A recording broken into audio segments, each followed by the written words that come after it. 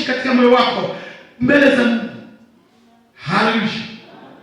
Na aliposhawishiwa na kwa kuwa moyo wa kuyafanya maneno yake huko ndani ya wale waliokuwa na mshawishi, na katii. Nakwambia, kwa kuwa unaona neno lake, kwa kuwa umesikia neno lake, na kwa kuwa na hamu ya kusikia tena na tena, ndio ushawishi, naye atakusogelea, naye atakuja, naye atakueleza, naye ataongea mengi. Walipomshawishi, angalia kitotokea. Haleluya. Walipomshawishi, angalia matokeo. Walipomshawishi, wakamwambia njoo kae kwetu kwanza, maana jioni imekaribia. Ile wanakaa tu, yeye hapana mikate wala yeye hapana chakula wakati ule. Amekaa kwenye meza na hapa ametulia.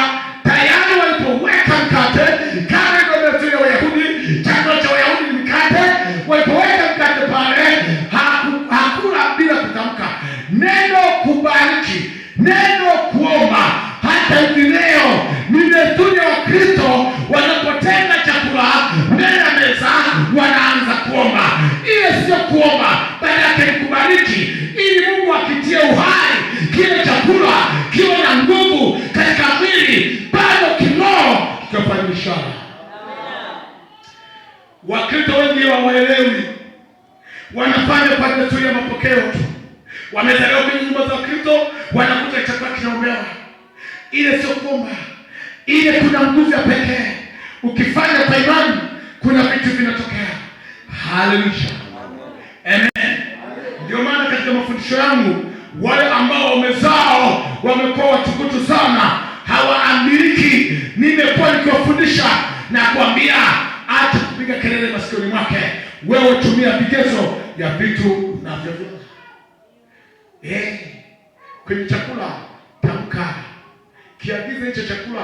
Wewe chakula na kuagiza leo, huyu mume wangu katili, huyu mume wangu korofi, akila chakula hiki abadilishwe moyo wa ukaidi, aumbwe moyo mpya katika jina la Yesu. Fanya hivyo, mpeane. Kuna nguvu inapita pale bila kujijua wewe, na wengi wamefanikiwa katika somo hili. Wengi wamejikuta wanajibiwa majibu yao. Haleluya. Kuna nguvu katika kubariki. Walipomshawishi, wakaweka mkate. Jambo lililofuata hapo, aliubariki ule mkate. Baraka ya ule mkate ulifanya vitu vikubwa. Naomba nisome maandiko yake. Naomba nisome maandiko yake. 29. Wakamshawishi wakisema, kaa pamoja nasi kwa kuwa kumekuchwa, yaani jioni inaingia na mchana umekwisha. Akaingia ndani akakaa nao. Ikawa alipokuwa ameketi, yaani amekaa nao chakulani, alitwaa mkate, akaubariki, akaumega, akawapa. Kilichofuata ni nini? Kilichofuata ni nini? Kilichofuata ni nini? Tayari tangu njiani bado hawajafumbuliwa.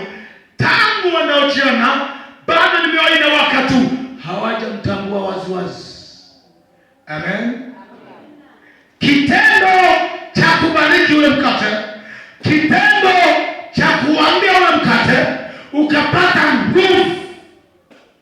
Na baada ya kupata nguvu, ndipo ukafungua akili zao na macho yao. Macho yao yakafumbuliwa. Amen. Amina. Natamani Yesu akufungue macho kuliko wengine katika ulimwengu. Natamani kwa mkate ambao wewe unaushiriki, ukufungue ufahamu, uwe na ufahamu kuliko wengine. Natamani ushirika huu, natamani Wakristo hawa muwe na akili zaidi kuliko wengine, muwe na ufahamu kuliko wengine, mtambue majira tulionayo kuliko wengine, mtambue ufahamu wa Kristo kuliko nao kutumia ibada za kawaida. kuongelea hayo kwa jina la Yesu. Roho Mtakatifu akupe hayo kwa uhitaji wako.